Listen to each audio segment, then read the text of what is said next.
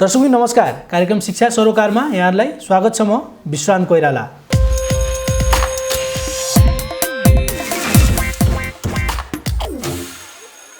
दर्शकबिन आज कार्यक्रम शिक्षा सरोकारमा हामी कुराकानी गर्नेछौँ इसिए एक्टिभिटिजको बारेमा। एक्स्ट्रा करिकुलम एक्टिभिटिज भनिसकेपछि स्पोर्ट्स र अन्य क्रियाकलाप भन्दा अलिकति फरक जुन एक्सपो हुनसक्छ, कन्क्लेभहरू हुनसक्छ, सेमिनार्सहरू हुनसक्छ, ट्रेनिङ्सहरू, यिनी क्रियाकलापहरूले चाहिँ स्टुडेन्टहरूको पर्सनालिटी डेभलपमेन्टमा कस्तो खालको भूमिका खेल्दछ त आज हामी यिनै विषयहरूलाई लिएर कार्यक्रम शिक्षा सरोकार अगाडि बढाउँदैछौँ। आज कार्यक्रम शिक्षा सरोकारमा हामीहरूसँग हुनुहुन्छ समृद्धि स्कुलका प्रिन्सिपल नरेश प्रसाद श्रेष्ठज्यू। स्वागत छ सर यहाँलाई कार्यक्रम शिक्षा सरोकारमा। धन्यवाद सर। सरको विचारमा चाहिँ यो जुन इसिए एक्टिभिटिजहरू छन्, कन्क्लेभहरू भए, सेमिनार्सहरू, ट्रेनिङहरूले चाहिँ कस्तो खालको भूमिका खेल्छ स्टुडेन्टहरूको पर्सनालिटी डेभलपमेन्टमा? धन्यवाद सर, एकदम उचित राम्रो प्रश्न गर्नुभयो। र जहिले पनि हामी शिक्षाको कुरा गर्दाखेरि खालि यसमा पठन पाठन र त्यसमा यो करिकुलममा मात्र केन्द्रित हुनुपर्छ भन्ने होइन। शिक्षाको उद्देश्य भनेको विद्यार्थीहरूको समग्र व्यक्तित्व विकासमा ध्यान दिनु नै हो। र त्यो कारणले गर्दाखेरि उसलाई यो करिकुलर एक्टिभिटिजको साथसाथै यो एक्स्ट्रा करिकुलर एक्टिभिटिजको पनि आवश्यकता पर्छ, जसले विद्यार्थीमा भएको विभिन्न यो प्रतिभाहरूलाई प्रस्फुटित गराउने काम गर्छ। र त्यो कारणले गर्दाखेरि पनि यो इसिए एक्स्ट्रा करिकुलर एक्टिभिटिज, यो आजकल सिसिए यो को करिकुलर एक्टिभिटिजहरू एकदमै जरुरी छ। र यसमा यो कक्षा कोठामा गरिने यो एकाडेमिक यो करिकुलर एक्टिभिटी बाहेक अरू सबै एक्टिभिटिजलाई चाहिँ हामी यो इसिए अन्तर्गत हामी राख्न सक्छौँ, जसले विद्यार्थीको समग्र विकासमा यो यसले योगदान गरिराखेको हुन्छ। अब यसमा हामी भनौँ न विद्यार्थीहरूको यो कक्षा कोठा बाहेकको क्रियाकलापमा उसको विभिन्न किसिमको खेलकुदहरूलाई लिन सक्छौँ। खेलकुद, यता म्युजिक, यता डान्स, होइन, अनि यता गरेर त्यस्तै अब उसको आर्ट र यो विभिन्न यो एक्टिभिटिजहरू हुनसक्छ।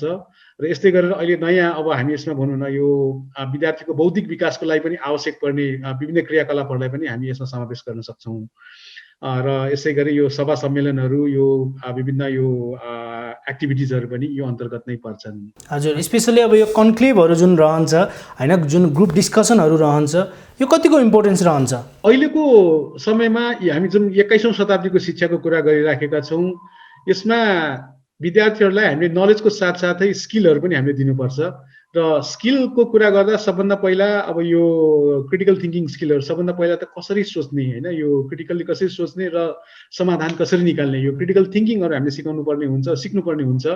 र त्यस्तै गरेर अब यो प्रब्लम आइडेन्टिफिकेसन, प्रब्लम सल्भिङ, सबभन्दा पहिला त यो समस्या कहाँ छ त्यो खोज्न जान्नु पर्यो र समस्या खोजिसकेपछि समस्याको समाधान के हो, सल्युसन दिन सक्ने पनि यो सिप विद्यार्थीहरूमा हुनुपर्छ। त्यस्तै गरेर अब कम्युनिकेसन स्किलको कुरा आउँछ। र त्यस्तै गरेर भनौँ न अब यो उनीहरूको अरू उसमा चाहिँ यो कोलाबोरेसनको कुराहरू आउँछ, टिमवर्कको कुराहरू आउँछ, डिजिटल लिटरेसीको कुराहरू आउँछ। यो सबै सिपहरू यो 21st सेन्चुरी स्किलको रूपमा चाहिँ आवश्यक छ। र यस्तै यो विभिन्न कन्क्लेभहरू, विभिन्न यो सभा सम्मेलनहरूबाट, विभिन्न यो वेबिनार, यो विभिन्न यो सेमिनारहरूबाट यो सबै यो स्किलहरू हामी विद्यार्थीहरूमा चाहिँ ट्रान्सफर गर्न सक्छौँ। जस्तै अब हामी यो कन्क्लेभको कुरा गर्दाखेरि अब यसमा एउटा सम्मेलन नै भयो, मतलब त्यसमा पनि भनौँ न, त्यसमा अब विभिन्न वक्ताहरू आउनुहुन्छ, त्यसमा विभिन्न किसिमको सेसनहरू हुन्छ, लाइक अब त्यसमा प्यानल डिस्कसनहरूदेखि लिएर यता कोचिङकोदेखि लिएर ट्रेनिङकोदेखि लिएर वर्कसपहरू, त्यो सबै त्यसमा आयोजना गरेको हुन्छ। र त्यसमा चाहिँ अब बाहिरको यो टिचर, इन्स्ट्रक्टर र यता गेस्टहरूको साथसाथै विद्यार्थीहरू वा त्यसमा सहभागीहरूले पनि त्यत्तिकै भाग लिनुपर्ने हुन्छ। र यसले गर्दा जति पनि हामीले स्किलहरूको कुरा गऱ्यौँ, त्यो स्किल डेभलप गर्नमा चाहिँ यो खालको एक्टिभिटिजहरूले चाहिँ एकदमै मद्दत गर्छ। अब भर्खरै विशाल फाउन्डेसन र समृद्धि स्कुलको संयुक्त आयोजनामा यङ एन्टरप्रेनर कन्क्लेभ 2020 पनि तपाईँहरूले सम्पन्न गर्नुभयो, होइन? त्यो यङ एन्टरप्रेनर कन्क्लेभमा म एकैछिनमा आउँला, तर त्योभन्दा अगाडि यस्ता जुन कन्क्लेभहरू रहन्छ, जुन फरेन प्र्याक्टिसेसहरू हेर्ने हो भने उनीहरूले इन्टरनेसनल पेपर प्रेजेन्टेसनहरू गराउँछ, तर नेपालमा किन यस्तो ल्याकिङ होला त? भर्खरै सुरु हुँदैछ, होइन? अब धेरै समय पनि भएको छैन, तर इन्टरनेसनली कुराकानी गर्ने हो भनेपछि त त्यो धेरै अगाडि सुरु भइसकेको थियो। यसमा ल्याकिङ चाहिँ के देख्नुहुन्छ सर तपाईँले? अब यो यस्तो कन्क्लेभहरू, विभिन्न किसिमको यो सम्मेलनहरू नभएको होइन, भइराखेकै पनि छ र विभिन्न स्कुलहरूले आफ्नो आवश्यकता अनुसार उहाँहरूले गरिराख्नु भएकै पनि छ, नभएको होइन। भने यता अरू हाम्रो सरकारी क्षेत्रमा वा अरू व्यावसायिक क्षेत्रहरूमा यो सभा सम्मेलन समारोहहरू भइराखेकै हो। अलिकति बाहिरको तुलनामा अलिकति कम हो कि भनेर पनि हो, किनकि उनीहरूले त हामीलाई पेपर प्रेजेन्टेसन गर्नको लागि बोलाइराखेका हुन्छन्, हामीले बोलाउने चाहिँ अलिकति कम छ होइन र सर? अलिकति अब यसमा यस्तो पनि छ, विशेष गरी शैक्षिक क्षेत्रको कुरा गर्दा र यसमा स्कुल लेभलको कुरा गर्दाखेरि हाम्रो फोकस चाहिँ बढी यता करिकुलम, यता कोर्स सकाउने, जाँचमा मार्क्स ल्याउने, अलिकति परीक्षामुखी चाहिँ हाम्रो यो करिकुलमहरूले गर्दाखेरि पनि अलिकति अब यतातिर ध्यान नगएको हुनसक्छ एउटा कारणमा।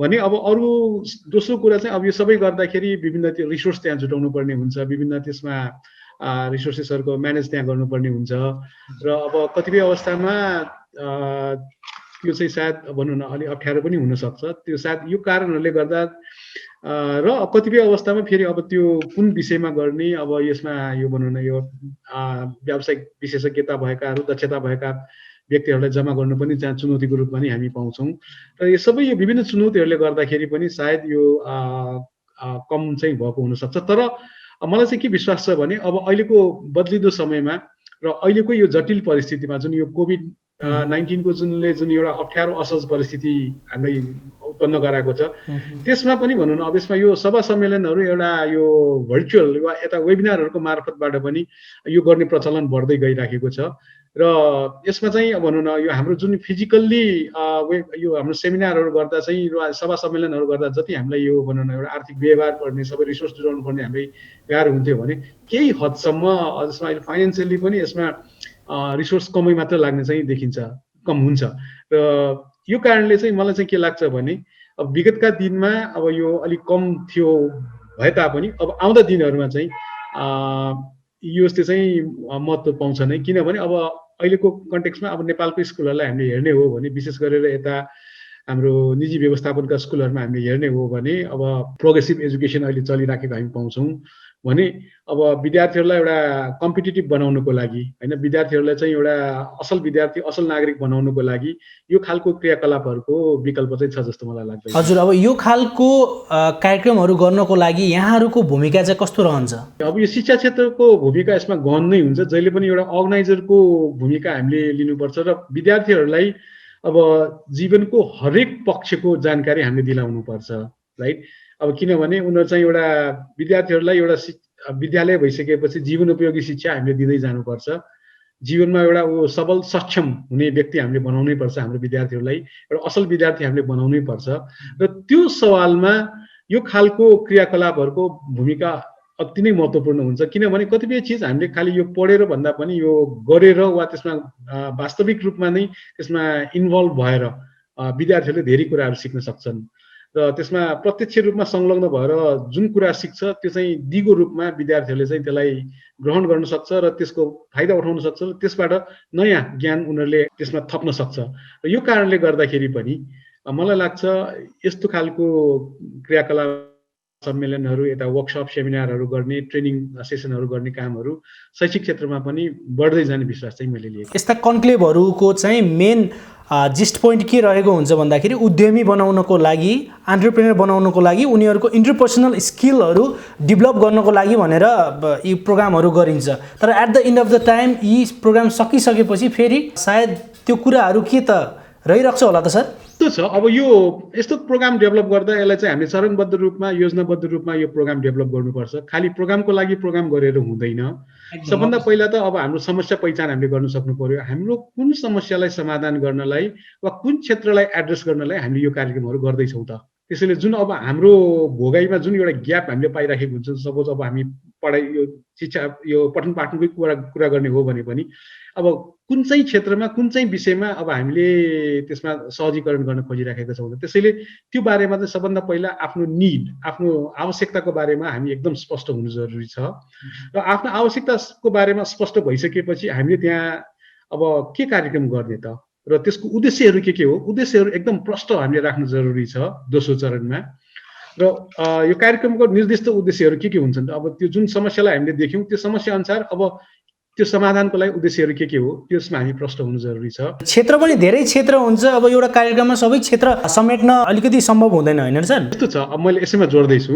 अब यसमा चाहिँ यो विभिन्न क्षेत्रको भरमा पनि एउटा यो जुन अब हाम्रो चाहिँ निड आइडेन्टिफिकेसन गर्ने, त्यसपछि चाहिँ यो निड एनालाइसिस गर्ने, निड एनालाइसिस गरिसकेपछि त्यसमा चाहिँ अब्जेक्टिभ सेट गर्ने, अब्जेक्टिभ सेट गरिसकेपछि प्रोग्राम डिजाइन गर्ने, प्रोग्राम डिजाइन गरिसकेपछि प्रोग्राम रन गर्ने। अब जुन यो सिस्टम र प्रोसेस छ त्यसमा चाहिँ हामी स्पष्ट भयौँ भने चाहिँ अब यो अघि यहाँले जुन सोध्नुभयो यो कार्यक्रम हुन्छ, कार्यक्रम पछि यो बिर्सिन्छ भन्ने त्यो चाहिँ होइन। हजुर, त्यसपछि पनि हामी त्यसलाई चाहिँ एउटा चाहिँ अब विवेचना गर्नुपर्छ। हामीले यो कार्यक्रम गरिसकेपछि पनि जुन उद्देश्य हामीले राखेको थियौँ त्यो उद्देश्य पुरा भयो कि भएन त भन्ने चाहिँ एउटा भनौँ न एउटा एनालाइसिस गर्ने काम, त्यसमा एसेसमेन्ट गर्ने काम चाहिँ हामीले गर्नुपर्छ। र यो गर्यो भने नेक्स्ट कार्यक्रमको लागि पनि त्यसले चाहिँ हामीले इनपुट दिन्छ। यसरी एउटा समग्र रूपमा एउटा प्रणालीको रूपमा हामीले यसलाई हेर्न सक्यौँ र प्रणालीको रूपमा हामीले लगाउन सक्यौँ भने यसले जहिले पनि फाइदा गरिराखेकै हुन्छ। हजुर, अब आउँ यङ एन्टरप्रेनर कन्क्लेभ 2020 होइन, जुन तपाईँहरूले भर्खरै सम्पन्न गर्नुभयो। यो प्रोग्राम गर्नुको मेन उद्देश्य के थियो? अघि जुन सिस्टमको मैले तपाईँलाई भर्खर कुरा गरेँ, अब निड एनालाइसिसदेखि लिएर ट्रेनिङ डेलिभरीसम्मको, अब यो सिस्टम अनुसार नै हामीले चाहिँ यो के ग्याप महसुस गऱ्यौँ भने अब अहिलेको समयमा हामीले हेर्ने हो भने यो टिन एन्टरप्रेनरहरू र यङ एन्टरप्रेनरहरू हामी पाउँछौँ विश्व बजारमा होइन। र हाम्रो नेपालको करिकुलमहरूलाई हामीले हेर्ने हो, हाम्रो पाठ्यक्रमलाई हेर्ने हो भने यो विद्यार्थीहरूले यो एन्टरप्रेनरसिप सम्बन्धी पढाइ ब्याचलर्स लेभलमा र मास्टर्स लेभलमा मात्र त्यहाँ दिएको हामी पाउँछौँ। भने हामीलाई चाहिँ के महसुस भयो त भने होइन, यो उद्यमशीलता सम्बन्धी ज्ञान त बच्चाहरूलाई स्कुल लेभलदेखि नै दिनुपर्छ र विशेष गरेर 11-12 र यता ब्याचलर्स लेभलको यो फर्स्ट इयरबाट नै यो ज्ञान दिनुपर्छ। र उद्यमशीलता खालि यो पढेर मात्र हुने कुरा होइन, डेफिनेटली चाहिँ चाहिन्छ, आवश्यक छैन मैले भन्ने खोजेको होइन, आवश्यक छ, पढ्नु आवश्यक छ। तर पनि त्यसमा यो त्यसको बेसिक कुराहरू हाम्रो अहिलेको युवाहरूलाई हामीले दिन सक्यौँ भने स्कुलमा पढिराखेको, त्यस्तै 11-12मा पढिराखेको, ब्याचलर्स लेभलको यो फर्स्ट इयरतिर पढिराखेको, जसमा एकदम ऊर्जा छ, जसमा एकदम जिज्ञासा छ, जसमा एकदम जागरुकता छ, केही गरौँ भन्ने सोच छ भने अब उनीहरूलाई अब के गर्ने त, त्यसलाई चाहिँ कसरी एउटा व्यवसायको रूपमा लान सकिन्छ त, र उद्यमशीलताको चाहिँ विविध पक्षहरूको बारेमा जानकारी दिनुपर्ने उद्देश्य हामीले राख्यौँ। त्यो महसुस हामीले गऱ्यौँ र त्यो अनुसार अहिलेको जुन यङ एन्टरप्रेनर्स कन्क्लेभ 2020 जुन हामीले भर्खरै सम्पन्न गऱ्यौँ त्यसको मुख्य उद्देश्य भन्नु नै कक्षा 11-12 र ब्याचलर्स लेभलमा पढ्ने विद्यार्थीहरूको लागि उद्यमशीलताको बेसिक कुराहरू जानकारी उहाँहरूलाई गराउने र यो उद्यमशीलताको बाटोमा डोर्याउने वा यतातिर अभिप्रेरित गर्ने चाहिँ हाम्रो मुख्य उद्देश्य हो। अब यो प्रोग्राम कस्तो रह्यो समग्रमा? हामीले चाहिँ अब यो अनुसार नै अब समृद्धि स्कुलले विशाल फाउन्डेसनसँग मिलेर यो कार्य अगाडि बढाएको हो। र किनभने विशाल फाउन्डेसन विशाल मिडिया अन्तर्गत उहाँहरूले चाहिँ अब यस्तो थुप्रै कार्यक्रमहरू गरिसक्नु भएको एउटा अनुभव उहाँहरूसँग छ र त्यसमा विभिन्न रिसोर्सेसमा पनि उहाँहरूको पहुँच छ र त्यो हिसाबले गर्दाखेरि हामीले चाहिँ उहाँहरूसँग सहकार्य यसमा गऱ्यौँ र उहाँहरूको साथ सहयोग एकदमै हामीलाई रहेको छ। र विशाल फाउन्डेसनसँग सहकार्य गरेर भनौँ न अब यही ग्यापलाई चाहिँ अब भनौँ न यो एड्रेस गर्नुपर्छ भन्ने हिसाबले हामीले प्रोग्राम त्यही हिसाबले डिजाइन गऱ्यौँ। यसमा चाहिँ यो कन्क्लेभ हामीले डिजाइन गर्दाखेरि अब विद्यार्थीहरूलाई उद्यमशीलताको बारेमा उसको क ख ग भनौँ न, उद्यमशीलताको क ख ग कसरी दिन सकिन्छ, अनि त्यस्तै अहिले उद्यमीहरूको अनुभवहरू सेयर गर्नुपर्छ भन्ने हिसाबले र त्यसमा उद्यमशीलतासँग जोडिएका विभिन्न स्टेक होल्डरहरू है, अब त्यसमा अब उद्यमीहरू नै भए, त्यस्तै अब बैंक र वित्तीय संस्थाहरू भए, त्यस्तै गरेर अब सरकारी पक्ष पनि भए, त्यो सबैको भूमिका के रहन्छ र यो जानकारी दिलाउनुपर्छ भन्ने उद्देश्यका साथ हामी अगाडि बढ्यौँ र उहाँहरू सबैलाई चाहिँ त्यही अनुसार हाम्रो प्रोग्राम डिजाइन गऱ्यौँ। अब यो हाम्रो प्रोग्राममा अब यो सबै उद्यमशीलताको विविध पक्षको बारेमा विद्यार्थीहरूलाई जानकारी गराउनु पर्ने हिसाबले अब हामीले त्यस्तै प्लेनरी सेसनहरू राख्यौँ। त्यो प्लेनरी सेसनमा विभिन्न यस्तै हाम्रो चर्चित उद्यमीहरू, हाम्रो नेपालको एकदम सफल उद्यमीहरू उहाँहरू पनि आउनुभएको छ र उहाँहरूले पनि अब उद्यमशीलतामा उहाँहरूको सङ्घर्ष, उहाँहरूको चाहिँ यो कसरी उहाँहरू चाहिँ यो अहिलेसम्मको स्थानमा पुग्न सफल हुनुभयो, कस्तो खालको उहाँहरूले चाहिँ चुनौतीहरूको सामना गर्नु पर्यो, कसरी चुनौतीहरूलाई उहाँहरूले समाधान गर्दै जानुभयो, एकदम प्रेरक भनाइहरू, रोचक भनाइहरू उहाँहरूले चाहिँ त्यो हाम्रो विद्यार्थीहरूसँग सेयर गरेको हामी पाउँछौँ र हाम्रो दर्शकहरूसँग। र यसमा चाहिँ अब हामी कहाँ यहाँ एउटा स्टुडियो बनाएर अब लगभग 20 जना जति विद्यार्थी एकदम यो अहिलेकोमा सेफ्टी मेजर्सहरू सबै अपनाइकन भौतिक दूरी कायम गरिकन र सबै सुरक्षाको उपाय अपनाएर 20 जना जति विद्यार्थी यता हाम्रो स्टुडियोमा थिए भने अब हामीसँग वेबिनार र यता फेसबुकको लाइभबाट धेरै हाम्रो यसमा दर्शक श्रोताहरू यसमा जोडिनु भएको थियो र यसरी यो सबै उहाँहरूले चाहिँ यो भनौँ न यता हाम्रो प्यानल डिस्कसनहरूबाट प्लेनरी सेसनहरूबाट पनि यो जानकारी दिलाउने कामहरू भयो भने त्यसमा विभिन्न कोचिङ सेसनहरू पनि थिए। त्यसमा विविध पक्षहरू जस्तै एउटा अब एन्टरप्रेन्योर बन्नलाई सबभन्दा पहिले त माइन्डसेट, अब कस्तो माइन्डसेट हुनुपर्छ त एन्टरप्रेन्योरको, त्यो बारे विभिन्न यसमा हाम्रो नेपालका यसमा सफल उद्यमी व्यवसायीहरूले आफ्नो अनुभवहरू सेयर गर्नुभयो र त्यसै गरेर अब उद्यमी बन्नको लागि के कस्तो खालको चाहिँ यो भनौँ न यसमा स्किल्सहरू चाहिन्छ, के कस्तो खालको चाहिँ क्यारेक्टरिस्टिक्स उनीहरूको चाहिँ हुनुपर्छ, यो बारेमा पनि अब त्यसमा कोचिङ सेसनहरू भए। त्यसमा चाहिँ अब त्यसमा फेरि उद्यमीहरूले पनि आफ्नो कथा आफ्नो व्यथा बारेमा पनि जानकारी दिने कामहरू भयो र त्यसै गरेर अब अहिलेको सन्दर्भमा अब उद्यमशीलताको पनि विभिन्न पक्षमा जस्तै यो एडभान्सिङ एन्टरप्रेन्योरल एजुकेसन इन्सपायरिङ यङ माइन्ड्स भन्ने सेसन हामीले राखेको थियौँ। हाम्रो यो कन्क्लेभको थिम नै त्यही नै थियो र यो उद्यमशीलताको शिक्षालाई कसरी अगाडि बढाउन सकिन्छ र युवाहरूलाई कसरी अपग्रेड गर्न सकिन्छ भन्नेमा पनि त्यहाँ धेरै चर्चा परिचर्चाहरू भयो। त्यसमा प्लेनरीहरू भएको थियो। त्यस्तै गरेर यो डिजिटल इनोभेसन फर एन्टरप्रेन्योरसिप, यसमा पनि नेपालको आइटी सेक्टरका मूर्धन्य व्यक्तित्वहरूले त्यसमा विभिन्न छलफल गर्नुभयो र अहिले यो सबै सेक्टरहरूमा एकदमै अपर्च्युनिटीहरू छ। देशमा गर्न चाहनेहरूको लागि चाहिँ एकदमै अवसरहरू थुप्रै छ र युवाहरू अगाडि आउनु पर्यो भन्ने मेसेज उहाँले दिनुभयो। र त्यसै गरेर यता बिजनेसम्यानको सेसनहरू थियो, कोचिङ सेसनहरू त्यसमा भएको थियो र त्यसै स्किलको सेसनहरू थियो।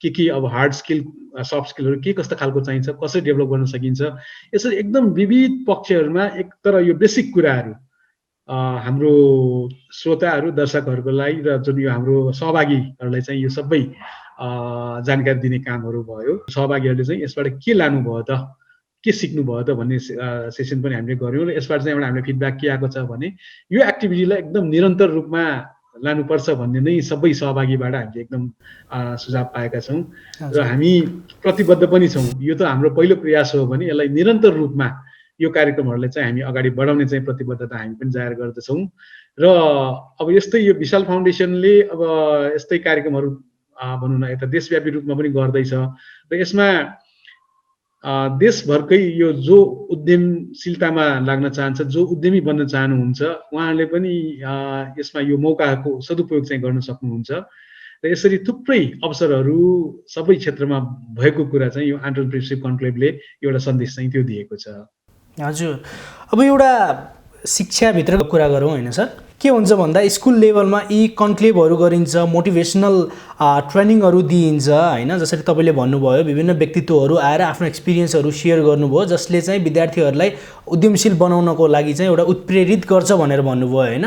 तर स्कुलबाट ग्रेजुएट जुन भइसकेपछि फेरि अर्को कन्क्लेभ हुन्छ जुन कन्क्लेभमा भनिन्छ कि होइन विदेश जानुपर्छ, विदेश गएर चाहिँ कमाउनुपर्छ, उतै गएर पढ्नुपर्छ भनेर। यो दुईवटा कुरालाई कसरी तपाईँले जोड्नुहुन्छ? एउटा कुरा चाहिँ अब एउटा हाम्रो कन्क्लेभको निचोड पनि एउटा के थियो त भन्दाखेरि गर्न चाहने युवाहरूको लागि नेपालमै जुनसुकै क्षेत्रमा पनि एकदमै अवसर छ। हामी कहीँ विदेश जानु पर्दैन, हामी कतै गएर त्यो आफ्नो पसिना बगाउनु पर्दैन। पसिना हामीले नेपालमै बगाउने हो भने पनि जुनसुकै क्षेत्रमा, चाहे त्यो कृषिको क्षेत्र होस्, चाहे त्यो आइटीको क्षेत्र होस्, चाहे त्यो व्यवसायको क्षेत्र होस्, चाहे त्यो उद्योगको क्षेत्र होस्, जडीबुटी जुनसुकै क्षेत्रमा, इभन सेवाको क्षेत्रहरूमा पनि गर्न चाहने व्यक्तिको लागि जति पनि यहाँ अवसर छ। खालि यो हामीले कसैको मुख ताक्नु पर्दैन भन्ने एउटा कन्क्लुजन चाहिँ हाम्रो यो कन्क्लेभले निकालेको छ र यो आधारमा म पनि के विश्वस्त छु भने हामीले युवाहरूलाई सही बाटो देखाउने हो र युवाहरूले पनि नेपालमै केही गर्न सकिन्छ भन्ने विश्वास राख्ने हो भने परिवर्तन अवश्य हुन्छ। र अहिलेको अवस्थामा अब जुन यो विदेशै जानुपर्छ भन्ने कुरा चाहिँ मलाई लाग्छ यो कोभिडले पनि एक हदसम्म हजुर हटाएको छ भने अब एउटा सफलताको कथाहरू हामी विभिन्न क्षेत्रमा हामीले देखिराखेका छौँ। यो अहिलेको जटिल अवस्थामा पनि, अहिलेको प्रतिकूल अवस्थामा पनि जो उद्यमीहरू काम गरिराख्नु भएको छ, जो उद्यमीहरूले चाहिँ त्यसमा मेहनत गरिराख्नु भएको छ, यो अवस्थामा पनि उहाँहरू सफल भएर नै होइन यो क्रियाकलापहरूलाई अगाडि बढाइराखेको हामी पाउँछौँ। त्यो कारणले गर्दा पनि एउटा विश्वस्त चाहिँ म के छु भने हामीले हाम्रो युवाहरूलाई युवा पिँढीलाई एउटा सही बाटो देखाउनुपर्छ, चाहे त्यो राजनीतिक क्षेत्रबाट होस्, चाहे त्यो शिक्षाको क्षेत्रबाट होस्, चाहे त्यो उद्योग व्यवसाय वा सेवाको क्षेत्रबाट होस्, एउटा सही उनीहरूलाई बाटो देखाउने हो र एउटा कोलाबोरेसनमा हामीले काम गर्ने हो भने अवसर नेपालमै छ। खालि त्यहाँ गर्न सक्ने आँट गर्ने त्यसमा चाहिँ भनौँ न, अब हाम्रो कन्क्लेभबाट पनि एउटा कन्क्लुजन आएको, त्यसमा चाहिँ विभिन्न वक्ताहरूले चाहिँ एउटा अब त्यहाँ हाम्रो सहभागीहरूलाई चाहिँ दिनुभएको सन्देशमा रिस्क लिन सिक्नु पर्यो र त्यसमा एउटा आत्मविश्वास हुनु पर्यो भन्ने विभिन्न कुराहरू उहाँहरूले चाहिँ त्यहाँ सिकाउनु भएको छ। र मलाई यो सबैकोमा पनि विश्वासले गर्दाखेरि विश्वस्त चाहिँ के छु त भन्दाखेरि हाम्रो युवाहरूले एउटा आफ्नो आइडियाहरू निकाल्ने हो भने अहिलेको समयमा यो रिसोर्सको प्रब्लम होइन रहेछ, यो फाइनेन्सको प्रब्लम होइन रहेछ। खालि सही आइडिया ल्याउनु पर्यो र सही आइडिया ल्याएर त्यसलाई चाहिँ एउटा सही व्यवसायमा त्यसलाई ढाल्न सकियो भने सम्भावनाहरू प्रचुर मात्रामा हाम्रो देशभित्र नै छन्। र मलाई लाग्छ हाम्रो जस्तो यो कन्क्लेभले र पछि हुने कन्क्लेभहरूले पनि यही दिशामा अब हाम्रो युवाहरूलाई चाहिँ उत्प्रेरित गर्नेछ भन्ने चाहिँ म विश्वास लिन सक्छु। हजुर, अब आगामी दिनहरूमा चाहिँ तपाईँहरूले के अझै नयाँ कार्यक्रमहरू लिएर आउने योजनामा हुनुहुन्छ? यो सबै कार्यक्रमहरू सफलतापूर्वक सम्पन्न गर्नको लागि एउटा संस्थागत ढाँचा पनि जरुरी हुन्छ र मैले अघि पनि यहाँलाई निवेदन गरेँ, हामीले समृद्धि स्कुलमा centre for entrepreneurship and innovation CEI भन्ने चाहिँ एउटा अब विङ हामीले छुट्टै हामीले यसमा गठन गरिसकेका छौँ र जसको मुख्य काम नै के हुनेछ त भन्दाखेरि अब यस्तै यो युवा उद्यमशीलताको बारेमा हाम्रो विद्यार्थीहरूलाई चाहिँ जानकारी गराउँदै गर्ने, विभिन्न उद्यमीहरूसँग जोड्दै गर्ने र त्यसै गरेर हाम्रो विद्यार्थीहरूलाई लगायत अरू विद्यार्थीहरूलाई पनि यसमा चाहिँ खालि समृद्धिको मात्र हामी भन्दैनौँ, यो सबैको लागि साझा चौतारी हो। जो पनि यहाँ आउन सक्नुहुन्छ, हामी यस्तो कार्यक्रमहरू गर्दै जान्छौँ, उहाँहरूले चाहिँ जानकारी दिँदै जान्छौँ, उत्प्रेरित गर्दै जान्छौँ र सम्भावनाको ढोकाहरू उहाँहरूले हामी देखाउँदै जान्छौँ, त्यो खोल्दै पनि जान्छौँ। र यसरी एउटा संस्थागत रूपमै अब हामी अगाडि बढिसकेका छौँ र यसमा निरन्तर रूपमा अब हाम्रो जस्तै यो अहिले उद्यमशीलतामा काम गरिराख्नु भएको विभिन्न सङ्घ संस्थाहरूसँग हामी सहकार्य गर्नेछौँ र यसरी एउटा विङ हाम्रो centre for entrepreneurship and innovation भनेर हामीले एउटा विङ बनाएका छौँ। एउटा नयाँ कार्यक्रम त्यो छ भने त्यसबाट थुप्रै यो एन्टरप्रेन्योरसिपको निरन्तर रूपमा हामी हरेक महिना नै यस्तै एउटा कार्यक्रमहरू गर्दै जाने, त्यसमा चाहिँ उद्यमीहरूको लागि बोलाएर उहाँहरूसँग चाहिँ इन्ट्र्याक्ट गर्ने, अवसरहरूको बारेमा बुझ्दै जाने, त्यो कार्यक्रम हामी चाहिँ तय गरिसकेका छौँ। त्यसलाई अझ डिटेलमा हामी जाँदैछौँ। भने त्यस्तै गरेर अर्को एउटा विङ अब हामीले चाहिँ सेन्टर फर क्यारियर डेभलपमेन्ट भनेर पनि हामीले बनाएको छौँ। विद्यार्थीहरूलाई अब यो कक्षा 11-12देखि नै वा ब्याचलर्स लेभलकै विद्यार्थीहरूलाई पनि यो शिक्षालाई चाहिँ हाम्रो इम्प्लोएबिलिटी स्किल्सहरूसँग होइन यो जोड्नुपर्छ भन्ने हिसाबले यो सेन्टर फर क्यारियर डेभलपमेन्ट पनि हामीले अहिले स्टार्ट गरेको छौँ। त्यो चाहिँ छुट्टै अर्को अङ्ग भयो र यहाँबाट चाहिँ विद्यार्थीहरूलाई अब अहिले चाहिँ उसलाई जीवनोपयोगी उसलाई शिक्षाहरू के हुन्छ, के कस्तो खालको स्किल उसलाई चाहिन्छ, त्यो बारेमा छलफल गर्ने, त्यो दिँदै जाने र यसरी विद्यार्थीलाई एकदम एउटा सक्षम र सफल विद्यार्थी बनाउनमा चाहिँ यो सेन्टर फर करियर डेभलपमेन्टले पनि हाम्रो विद्यार्थीहरू लगायत अरू विद्यार्थीहरूलाई पनि मद्दत गर्छ भने। अनि अर्को तेस्रो हामी चाहिँ एउटा महत्त्वपूर्ण काम चाहिँ के गर्दैछौँ त भन्दाखेरि अब यो सिस्को को सहकार्यमा समृद्धि सिस्को एकाडेमी भनेर सिस्कोको विभिन्न ट्रेनिङहरू, यो अनलाइन ट्रेनिङहरू, भर्चुअल ट्रेनिङहरू हामी दिँदैछौँ। त्यसमा मोस्टली चाहिँ आइटीको कोर्स छ भने आइटीको साथसाथै यस्तो एन्टरप्रेन्योरको छ, त्यस्तै गरेर उसको चाहिँ स्किल डेभलपमेन्टको ट्रेनिङहरू त्यसमा छन् भने त्यो कुरा पनि हामी विद्यार्थीहरूको लागि ल्याउँदैछौँ। यसरी यो centre for entrepreneurship and innovation अनि त्यस्तै गरेर सेन्टर फर क्यारियर डेभलपमेन्ट र यता समृद्धि सिस्को नेटवर्क एकाडेमी, यसरी यो 2-3वटा संस्थागत रूपमा नै हामी अगाडि बढ्दैछौँ र यसले निश्चय पनि हाम्रो विद्यार्थीहरूलाई एउटा भनौँ मार्गदर्शन गर्नेमा र एउटा उचित वातावरण बनाउनेमा चाहिँ यसले मद्दत गर्छ। हजुर, अब यी सबै कार्यक्रमहरू गर्नको लागि एउटा सहयोग पनि चाहिन्छ, अब आर्थिक सहयोग रहला र अन्य इन्फ्रास्ट्रक्चरहरू पनि चाहिएला यो ह्युज प्रोग्राम गर्नको लागि। यो सहयोग चाहिँ तपाईँहरूले कता कताबाट प्राप्त गरिराख्नु भएको छ सर? हामीले यस्तो कुनै बाहिरको सहयोग खोजेको छैनौँ। जस्तै यो जुन एन्टरप्रेन्योरसिप कन्क्लेभ गऱ्यौँ त्यसमा पनि यो सोल्ली वा हाम्रो विशाल फाउन्डेसनको र यता समृद्धि स्कुलकै संयुक्त आयोजना चाहिँ अब भनौँ न कुनै त्यस्तो आर्थिक व्यवहार पर्ने गरिकन ठुलो आर्थिक व्यवहार गर्ने गरिकन हामीले काम गरेका छैनौँ। एउटा अब आफूसँगै भएको एउटा मितव्ययिता कसरी ल्याउन सकिन्छ त्यो अनुसार नै हामी काम गरेका छौँ भने आगामी दिनहरूमा पनि अब भनौँ यसमा चाहिँ यो मितव्ययिता सहित नै हामीले काम गर्नुपर्छ र हामीले आँट्ने हो र हामीले चाहिँ यो निरन्तर रूपमा त्यसमा लागि पर्ने हो भने यो स्रोतको समस्या चाहिँ नहुँदो रहेछ। अनि त्यसमा चाहिँ अब विभिन्न यस्तै विशाल फाउन्डेसन जस्तै संस्थाहरूसँग जोड्दै र त्यस्तै एन्टरप्रेन्योरसिप र त्यस्तै आइटीमा लाग्ने संस्थाहरूसँगै काम गर्दै हामी अगाडि बढ्यौँ भने निश्चय पनि अब यो स्रोत व्यवस्थापन चाहिँ सहज हुन्छ भन्ने चाहिँ हामीलाई लागेको छ। हजुर, हामी कार्यक्रमको अन्त्यतिर आइसकेका छौँ। अन्त्यमा के भन्न चाहनुहुन्छ तपाईँ? यही नै हो, अब जुन कार्यक्रमहरू हामीले गर्दै गऱ्यौँ अब यो चाहिँ समग्र रूपमा खालि यो समृद्धिको विद्यार्थीहरूको लागि मात्र होइन, समग्र रूपमा नै अब विद्यार्थीहरूको लागि यङ एन्टरप्रेन्योरहरूको लागि यो सबै कार्यक्रमहरू हामीले ल्याइराखेका छौँ। त्यसैले अब हामीसँग जोडिनुहोस्। अहिलेको आवश्यकता नै यही नै हो, युवा पिँढीलाई चाहिँ एउटा सही बाटो देखाउन एकदमै जरुरी छ, एउटा सही ट्र्याकमा लानु जरुरी छ र यसको लागि हामी सबैको सहकार्य हुनु पनि जरुरी छ। जस्तै अब माउन्टेन टिभीमा अब यहाँहरूले पनि अब जुन यो गरिराख्नु भएको छ यस्तै अब भनौँ न यो कार्यक्रमहरूलाई चाहिँ अब अलिकति यसको प्रचार प्रसार र यसबाट चाहिँ अरू धेरैलाई जानकारी भयो भने मेबी उहाँहरू पनि यसमा जोडिन सक्नुहुन्छ र यसरी यो सबै स्टेक होल्डरहरूसँगबाट सरोकारवालाहरू सबैसँग चाहिँ सहकार्य गर्दै हामी अगाडि बढ्यौँ भने यसले चाहिँ एउटा समाजमा सकारात्मक रूपान्तरण ल्याउनुमा चाहिँ यसले मद्दत गर्छ भन्ने नै हामीलाई लागिराखेको छ र यसमा सबैलाई जोडिन हुन र आफ्नो क्षेत्रबाट सहकार्य गर्नको लागि चाहिँ म अनुरोध गर्न चाहन्छु। हस् त, समय दिनुभयो त्यसको लागि धेरै धेरै धन्यवाद। यही कुरा राख्ने मौका दिनुभयो। माउन्टेन टिभी परिवार लगायत यो कार्यक्रम हेर्नुहुने सम्पूर्ण दर्शकहरूलाई पनि म हार्दिक आभार व्यक्त गर्न चाहन्छु।